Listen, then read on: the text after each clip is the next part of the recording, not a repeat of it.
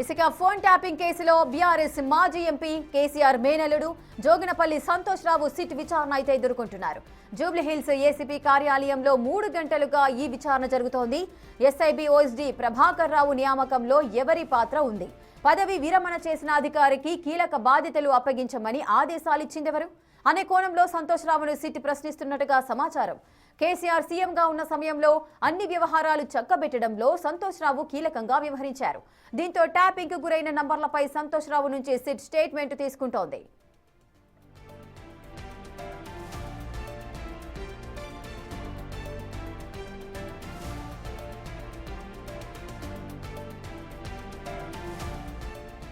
ఇసుక phone tapping కేసులో BRS మాజీ ఎంపీ కేసీఆర్ మేనల్లుడు జోగినపల్లి సంతోష్ రావు సిట్ విచారణ ఎదుర్కొంటున్నారు. పూర్తి వివరాలు మా ప్రతినిధి సాగర్ లైవ్ లో అందిస్తారు.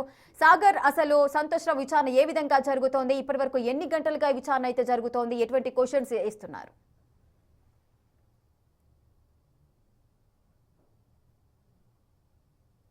ఇసుక ఫోన్ ట్యాపింగ్ కేసులో సంతోష్ రావుని 3 గంటలుగా సిట్ అధికారులు విచారిస్తున్నారు. అయితే ఈ కేసులో బీఆర్ఎస్ కీలక నేతల విచారణ కొనసాగడం అనేది కొంత కీలకంగా మారే అవకాశం కనిపిస్తుంది. ఎందుకంటే ఇప్పటి వరకు కూడా ఈ కేసుకు సంబంధించినటువంటి పూర్తిస్థాయి ఆధారాలను సిట్ సేకరించింది, సాక్షులను విచారించింది, స్టేట్మెంట్లు రికార్డ్ చేసింది. అయితే బీఆర్ఎస్ ప్రభుత్వంలో పెద్ద ఎత్తున జరిగినటువంటి ఫోన్ ట్యాపింగ్ తెర వెనుక ఉండట్టి నడిపించినటువంటి అసలు పాత్రదారులు, సూత్రధారులు ఎవరన్న కోణంలో రాజకీయ కుట్ర కోణం, ఈ 2 అంశాలపైన సిట్ దర్యాప్తు వేగవంతం చేసింది. అందులో భాగంగానే తాజాగా కేటీఆర్, హరీష్ రావులను విచారించింది. ఈరోజు సంతోష్ రావును విచారిస్తుంది. అయితే సంతోష్ రావును 3 కీలక అంశాలపైన సిట్ అధికారులు విచారిస్తున్నట్లు కూడా తెలుసు. అందులో ప్రధానంగా ప్రభాకర్ రావును, ఎస్ఐబి చీఫ్గా ప్రభాకర్ రావుని నియమించడం, 2 సంవత్సరాల పాటు ఆ నియామకాన్ని పొడిగించడం, రిటైర్డ్ అయిన అంటే 10 కాలం పూర్తయిన తర్వాత కూడా ఆయనను ఎస్ఐబి చీఫ్గానే కొనసాగించడం వెనుక ఎవరు ఉన్నారు, దీనికి సంబంధించినటువంటి నిర్ణయం ఎవరు తీసుకున్నారు, మీ నిర్ణయం మేరకే ఎస్ఐబి చీఫ్గా ప్రభాకర్ రావుని పొడిగించారా, లేదంటే కేసీఆర్కి అత్యంత సన్నిహితంగా మీరు ఉంటారు, కేసీఆర్ తీసుకునే అన్ని నిర్ణయాల వెనుక కూడా మీరు కొంత ప్రభావితం చేస్తున్న నేపథ్యంలో ఎస్ఐబి చీఫ్ ప్రభాకర్ నియామకం వెనుక ఎలాంటి అంశాలు జరిగాయన్న అంశాలపైన కూడా సిట్ ఆరా తీస్తున్నారు.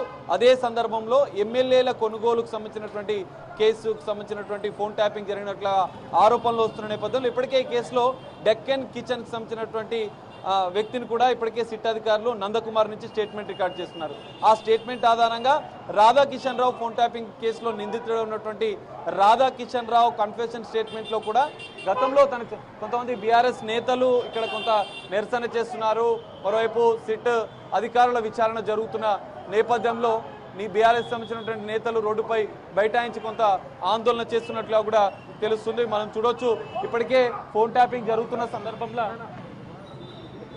బీఆర్ఎస్ నేతలు నిరసనలు చేయడం, విచారణ జరుగుతున్న లోపలికి అనుమతించాలంటూ కొంత పోలీస్ స్టేషన్ ముందు, సిట్ కార్యాలయం ముందు ఆందోళన చేస్తున్న నేపథ్యంలో పోలీసులు వాళ్ళు అడ్డుకొని ఇక్కడి నుంచి తరలిస్తున్నారు. ఇప్పటికే దాదాపు కొద్దిసేపటి క్రితం ఒక 50 మంది కార్యకర్తలు ఇక్కడికి వచ్చే ప్రయత్నం చేశారు. సిట్ విచారణ కార్యాలయం లోపలికి వెళ్తామంటూ కూడా వాళ్ళు చెప్పే ప్రయత్నం చేశారు. సో ఈ నేపథ్యంలో కొంత బీఆర్ఎస్కి వారికి పోలీసులకు మధ్య వాగ్వాదం జరుగుతున్న దృశ్యాలు కూడా చూడొచ్చు.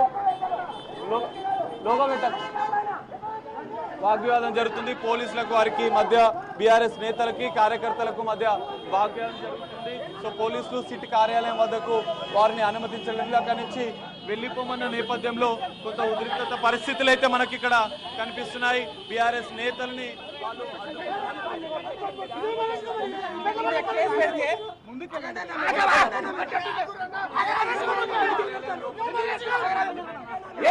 అరే నీకు విషయం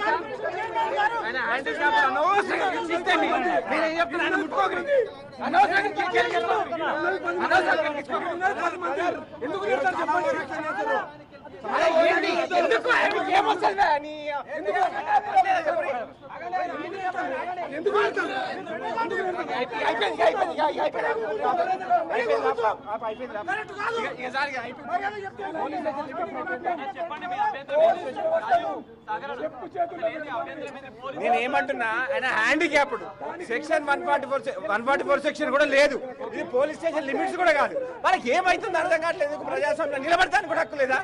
ఇలా నిలబడతాను కూడా హక్కు లేని పరిస్థితి. ఎలా 144 సెక్షన్ పెట్టినరా? మీరు 144 సెక్షన్ పెడితే మేము వస్తే తప్పు. మామూలుగా మాకు మా రాజ్యసభ సభ్యులు బయటకు వచ్చినప్పుడు ఆయనకు ఓదార్పుగా, ఆయన ఉద్యమ నాయకుడు, పార్టీలో సీనియర్ నాయకుడు పనిచేసింది కాబట్టి మేము కలుస్తానికి వచ్చినాం. దాంట్లో తప్పేం కనిపిస్తా ఉంది మీకు? వాళ్ళకేం పని లేదు కదా, వాళ్ళకేం పని కావాలి ఇలా రోజులకు పోలీసులకు? ఇలా పోలీసు వాళ్ళు కాదు, వాళ్ళు ఇలా కాంగ్రెస్ కార్యకర్తలుగా పని చేస్తా ఉన్నారు.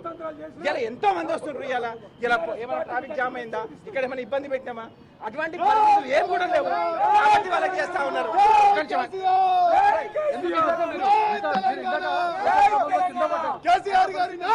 ఇవాళ పోలీసు వ్యవస్థ దొబ్బేస్తున్నది, నెట్టేస్తా ఉన్నది.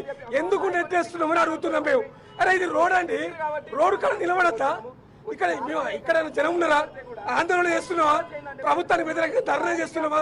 కాదు కదా. మరి ఎందుకు మీ కింద పడేసిండు? ఇలా ఎస్ఐ గారు ఇలా ఒక దివ్యాంగులను చూడకుండా నెట్టేసి కింద పడేసి తొక్కిండు. విజువల్ ఉన్నది కదా, వారిపైన చర్య తీసుకోవాలని మేము డిమాండ్ చేస్తా ఉన్నాం. ఇలా ఇంకొకటి, ఒక పక్క ఈ బీఆర్ఎస్ పార్టీ శ్రేణులంతా కూడా ఇలా బొగ్గు కుంభకోణం పైన స్కామ్ జరిగిందని చెప్పి ఆందోళన చేస్తా ఉంటే, బట్టబయలు చేస్తా ఉంటే, మరో పక్క గవర్నర్ గారికి కూడా కలిసి అన్ని ఆధారాలతో సహా ఇచ్చినాక కూడా ఇలా దీన్ని ఎందుకు డైవర్షన్ కాదా? ఇది ఈ డైవర్షన్ కుట్ర ఒక పక్క చేస్తా ఉన్నది. కనీసం అరే మా అభ్యంతరం లేదండి, ఇవాళ అభ్యంతరం ఎక్కడ చెప్తలేవు. మా నాయకత్వం అంతా కూడా సహకరిస్తా ఉన్నది. అరే ఇక్కడ చూడడానికి వస్తా కూడా ఇక్కడ ఒకసారి విజువల్ ఉంచండి ఎంతమంది ఉన్నారో. ఎందుకు నెట్టేస్తున్నారు? అరే మీరున్నంత మంది కూడా మీకు ఇక్కడ లేం కదా, మమ్మల్ని ఎందుకు నెట్టేస్తున్నారు? ఎందుకు మమ్మల్ని చెప్తున్నారు? మీకు ఎందుకు అంత భయం? మిమ్మల్ని ఎవరు అంటున్నావా? డౌట్ ఎవరు అంటున్నావా? ఎందుకంత భయం మీకు? నిలబడద్దు ఇక్కడ. ఇది పరిస్థితి. ఫోన్ ట్యాపింగ్ విచారణ జరుగుతున్న సందర్భంగా బీఆర్ఎస్ నేతలు విచారణ జరుగుతున్నటువంటి కార్యాలయం ముందుకి రావడం, కొంత పోలీసులకు వారికి ఉద్రిక్తత పరిస్థితులు. పోలీసులు సిట్ కార్యాలయం ముందు అయితే బీఆర్ఎస్ నేతలను ఎవరిని అనుమతించడం లేదు, కార్యకర్తలను ఎవరిని అనుమతించడం లేదు. అక్కడికి వచ్చినటువంటి వారిని కూడా వెంటనే అక్కడి నుంచి తరలించేస్తున్న పరిస్థితి కనిపిస్తుంది. అయితే ప్రధానంగా 3 గంటలకు పైగా విచారణ కొనసాగుతున్న నేపథ్యంలో గతంలో విచారించినటువంటి ఇప్పుడు హరీష్ రావునే కావచ్చు, ఇటు కేటీఆర్నే కావచ్చు, ఇప్పటికే సిట్ అధికారులు విచారించారు, వారి యొక్క స్టేట్మెంట్ రికార్డ్ చేసుకున్నారు, కొన్ని ఆధారాలను ముందుంచి కూడా కొన్ని ప్రశ్నలు వేశారు. సో గతంలో విచారించినటువంటి బీఆర్ఎస్ నేతల స్టేట్మెంట్ల ఆధారంగా కూడా విచారిస్తున్నట్లుగా కూడా తెలుస్తోంది. సో ఫోన్ ట్యాపింగ్ ఎంటైర్ ఎపిసోడ్లో బీఆర్ఎస్ నేతల విచారణ అనేది కొంత కీలకంగా మారుతున్న పరిస్థితి. ఇప్పటికే బీఆర్ఎస్ కీలక నేత, ఎందుకంటే గతంలో సంతోష్ రావు రాజ్యసభ ఎంపీగా ఉన్నారు, కేసీఆర్ కుటుంబానికి అత్యంత సన్నిహితుడు.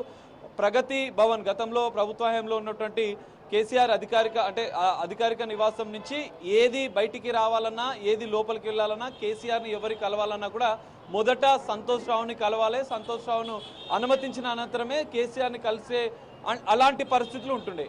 అందులో కీలకంగా కేసీఆర్కి సంబంధించినటువంటి అంశాల్లో ఈ ఫోన్ ట్యాపింగ్ వ్యవహారానికి ఎలాంటి సంబంధాలు ఉన్నాయి, ఎమ్మెల్యేల కొనుగోలు ఆడియోలు ఏ విధంగా బయటకు వచ్చాయి, ప్రెస్ మీట్ ప్రగతి భవన్ ప్రెస్ మీట్ వేదికగా కూడా ఈ ఆడియోలను వినిపించిన నేపథ్యంలో అవన్నిటికీ కూడా మీడియేటర్గా సంతోష్ రావే వ్యవహరించారా?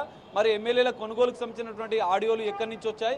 అక్కడ ఫోన్ ట్యాపింగ్ సంబంధించినటువంటి ట్యాపింగ్ ఏమైనా జరిగిందా? గతంలో రాధాకిషన్ రావు ఒక వైట్ స్లిప్లో నాకు ఫోన్ నెంబర్లు ఇచ్చారన్న అంశాలు ఆయన కన్ఫెషన్ స్టేట్మెంట్లో చెప్పిన నేపథ్యంలో అవన్నీ కూడా సంతోష్ రావే నేరుగా ఇచ్చారా, లేదంటే మీరు ఫోన్ల ద్వారా ఏమైనా కమ్యూనికేషన్ చేశారా? ఎందుకంటే ఎస్ఐబి ప్రభాకర్ రావుతో, ఇటు డీసీపీ రాధాకిషన్ రావుతో, ఈ కేసులో A1గా ఉన్నటువంటి ప్రభాకర్ రావు మిగతా నిందితులతో మీరు తరచుగా ఫోన్ కాల్స్, వాట్సాప్ చాట్స్ మాట్లాడేవారు. ఏ అంశం పైన మీరు మాట్లాడేవారు, ఎందుకు మాట్లాడేవారు, ఏ ఆదేశాలు మీకు ఇచ్చారు, కేసీఆర్కు వాళ్ళు చెప్పినటువంటి ఆదేశాలు సమాచారం అంతా మీరే చేరవేశారా అన్న అంశాలపైన కూడా సుదీర్ఘంగా సంతోష్ రావు విచారణ కొనసాగుతుంది. సో ఇక్కడ 3 కీలక నేతల బీఆర్ఎస్ నేతల ఫోన్ ట్యాపింగ్ కేసులో విచారణ జరుగుతున్న నేపథ్యంలో నెక్స్ట్ ఎవరి విచారణ జరగబోతుంది అనేది కొంత ఉత్కంఠగా మారుతున్న పరిస్థితి అయితే కనిపిస్తుంది. సో మరికొంతసేపు అయితే విచారణ జరిగే అవకాశాలు ఉన్నాయి. సంతోష్ రావు విచారణ తర్వాత నెక్స్ట్ బీఆర్ఎస్ కీలక నేతల మరికొంతమంది విచారణ జరుగుతుందా, లేదంటే ఈ కేసులో ఇప్పటికే సంచలన ఆరోపణలు చేస్తున్నటువంటి కల్వకుంట్ల కవిత, ఆమె భర్తను కూడా ఫోన్ ట్యాపింగ్ కేసులో విచారించే అవకాశాలు కూడా కనిపిస్తున్నాయి. Rekha. Right, thank you Sagar. Thanks.